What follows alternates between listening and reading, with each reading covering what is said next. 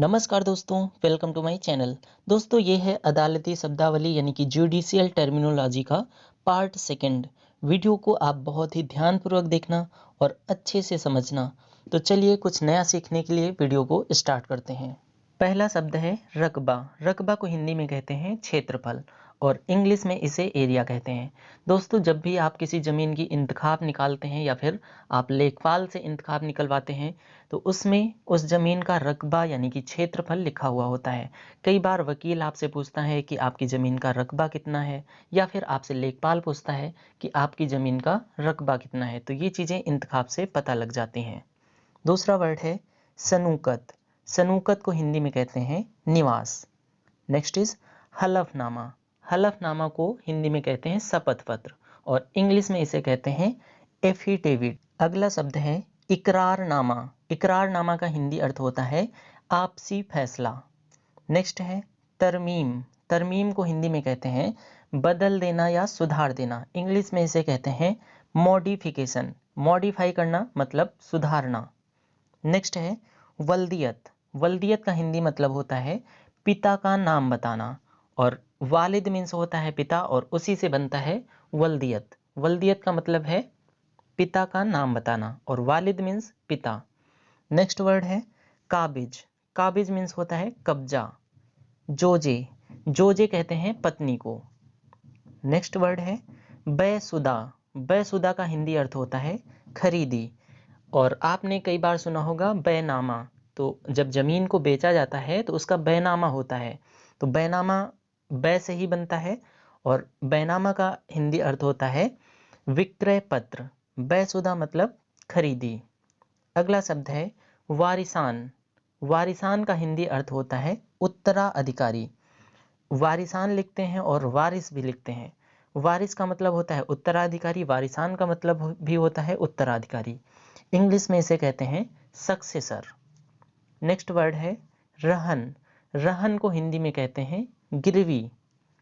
अगला शब्द है बख्शीश। बख्शीश का हिंदी मतलब होता है उपहार या दान देना। नेक्स्ट वर्ड है साकिन। साकिन को हिंदी में कहते हैं निवास।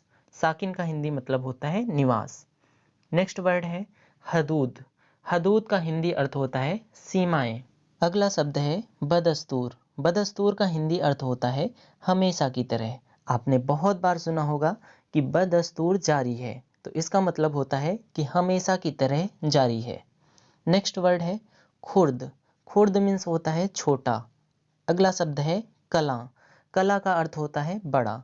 खुर्द का मतलब होता है छोटा और कला का हिंदी अर्थ होता है बड़ा।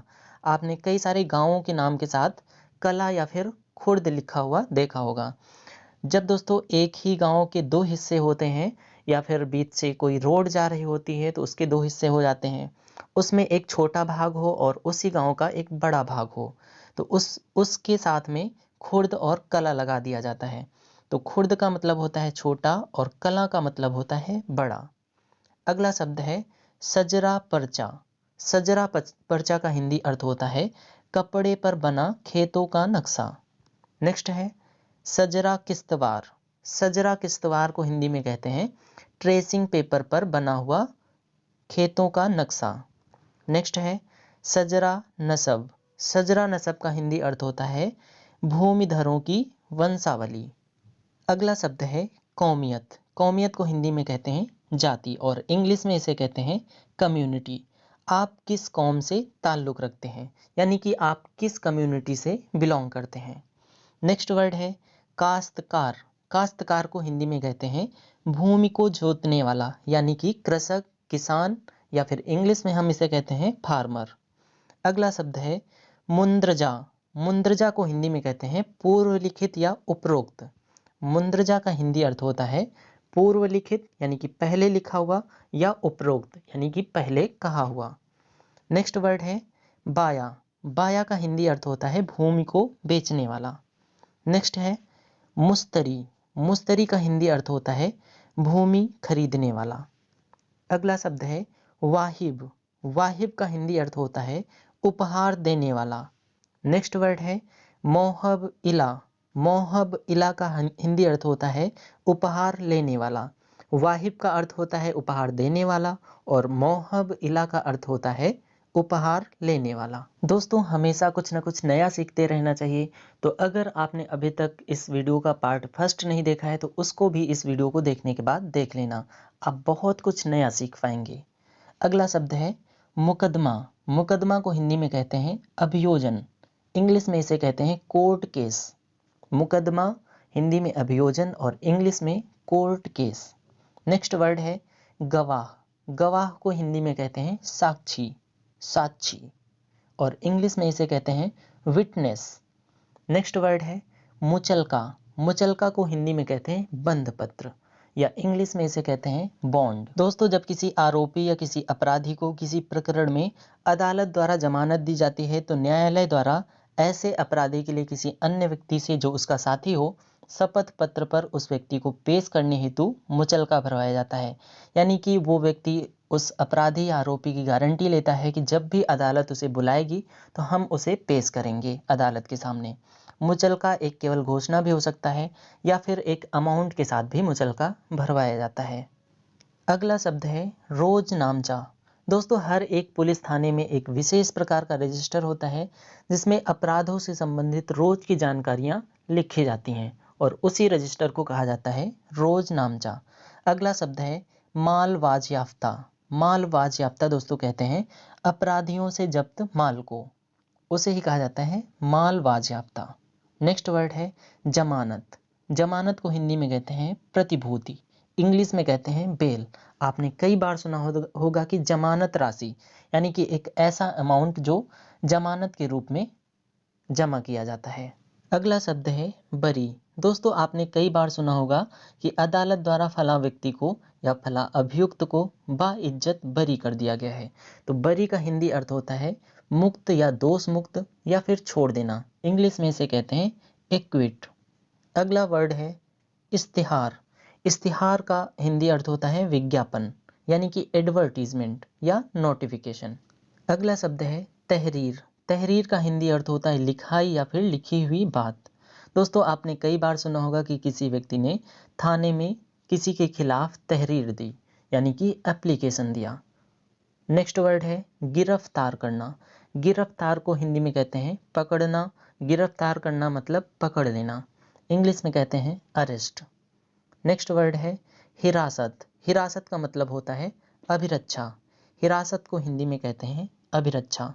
दोस्तों आपने कई बार सुना होगा किसी व्यक्ति को पुलिस हिरासत में लिया गया या फिर किसी व्यक्ति को न्यायिक हिरासत में लिया गया।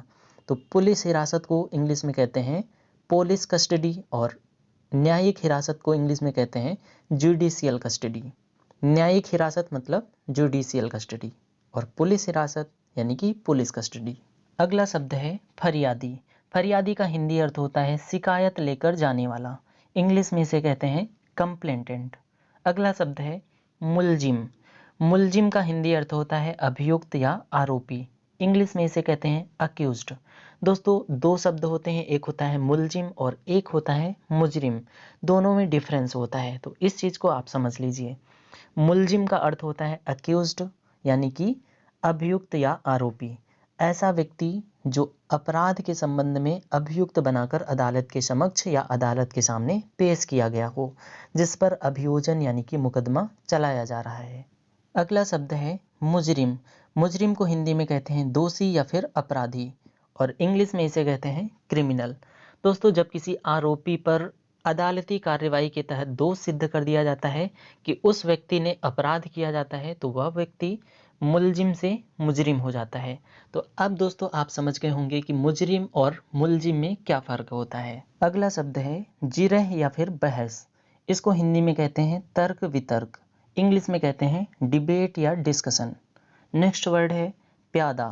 प्यादा को हिंदी में कहते हैं सूचना कर्मचारी या फिर संदेश वाहक, इंग्लिश में इसे कहते हैं मैसेंजर, यानी कि वह व्यक्ति जो सूचना किसी दूसरी जगह तक पहुंचाता है उसको कहते हैं प्यादा। नेक्स्ट वर्ड है मुंशी।